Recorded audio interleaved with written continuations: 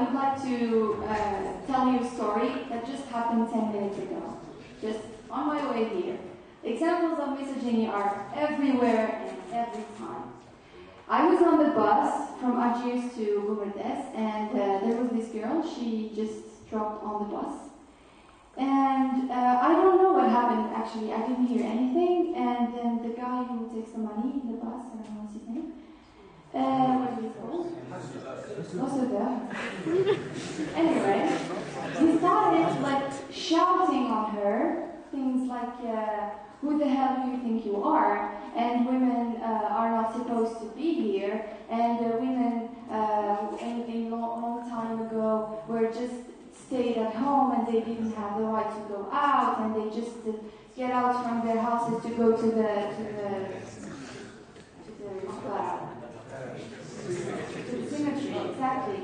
And the funny thing, or the sad thing, is that everybody was laughing and saying, yes, you're right, good, you're good.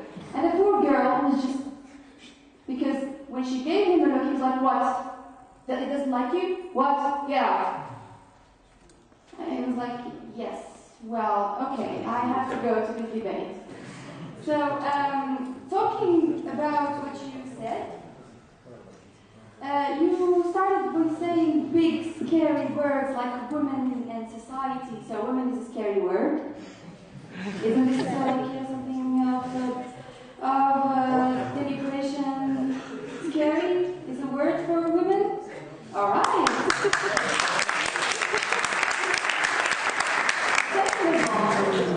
You gave a wrong definition, or if I may, non-complete definition of what misogyny is.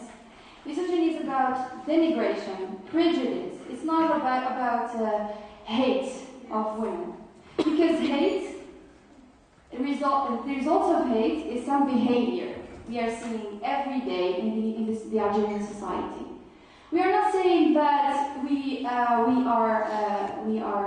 like societies like India where women are being killed, or in Saudi Arabia, and I think these countries are not a reference for us. We don't have to take these countries as a reference to us, because when you go to another country, which is Tunisia, for example, there is no such misogyny against women.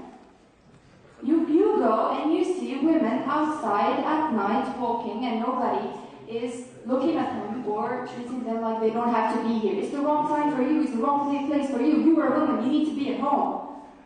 Why is it that in our tradition, and if you want to talk about tradition, it's another debate, because in our tradition, women have not the right to go out at night, they don't have the right to go to cafes, they don't have the right to marry a man without the permission of the whole family. And don't tell me that this does not exist, because yes, in Algiers or in Iran, it doesn't maybe exist at 100%. Algeria is not Algiers or Iran. You have to go to older cities, deeper in Algeria, and you will see misogyny.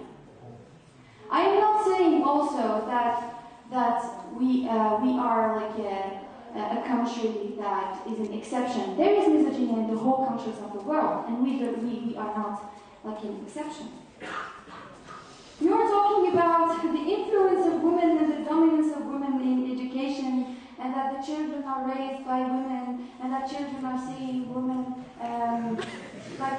yes, it's great.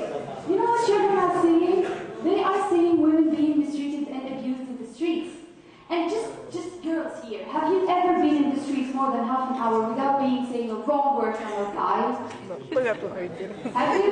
There's someone here. And boys, you see that everywhere. I mean, you don't let your sisters or your mothers or, I don't know, your sisters or go out, because you know that all the boys will mistreat them. You know about it, right? You don't let your wives or your sisters go to travel, because you know that there are older men who will mistreat them. You don't let your sisters go to do sports, because you know that older men will look at them like, oh, you are creatures, you are wrong creatures, it's the wrong place for you. Isn't it right? You're talking about women's rights.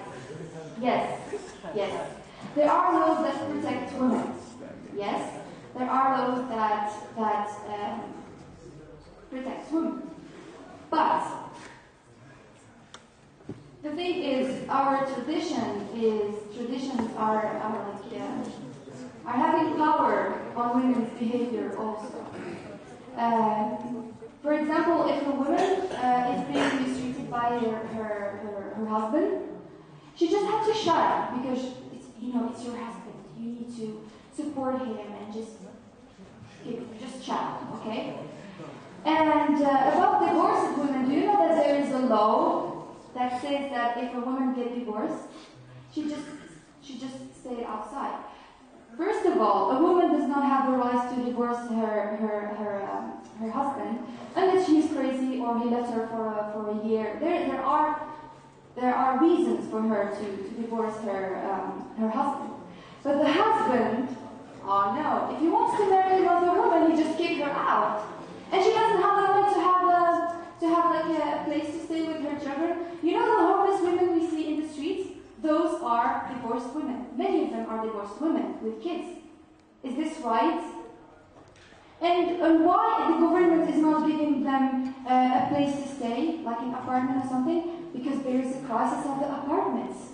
But no, polygamy is, you can marry 4 women, have four houses for you, but you don't give a woman an apartment to stay with her children if she is divorced, because no, she has to stay with her husband, even if he beats her. And talking about women being beaten and violence against women, 5,700 women being beaten in 2010.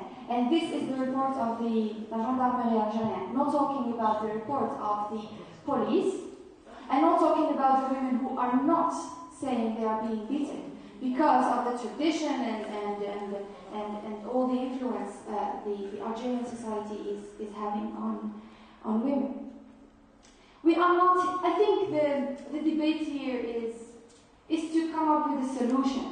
We are a society who accepts preconceived ideas. I mean, we have to think about what we are doing. What are our traditions? Why are we doing what are we doing? Are we afraid of having no identity? But what the hell is this identity? I mean, think about it. Thank you.